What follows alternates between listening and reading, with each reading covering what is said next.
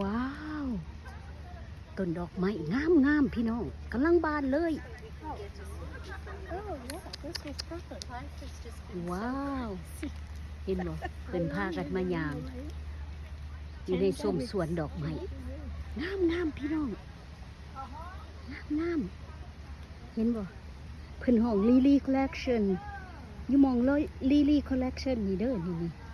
Lily Collection มีแต่ดอกลิลี่เบิดพี่น้อง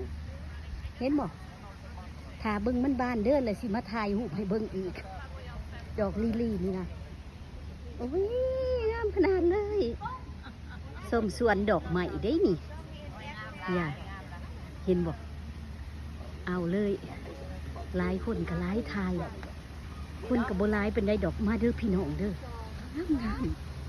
เห็นบ่ธรรมศาสตร์ของเพิ่นว้าวโอ้หอมขนาดเลยดอกอันนี้นี่พวกเจ้าหอมเนาะเป็นวัดอยู่ เป็นวัดมันว่าสิเป็นวัดแล้วผู้ทายหูบสิเป็นวัดแล้ว หอมไรก็เป็น หอมไรก็เป็นวัดได้เพิ่นว่า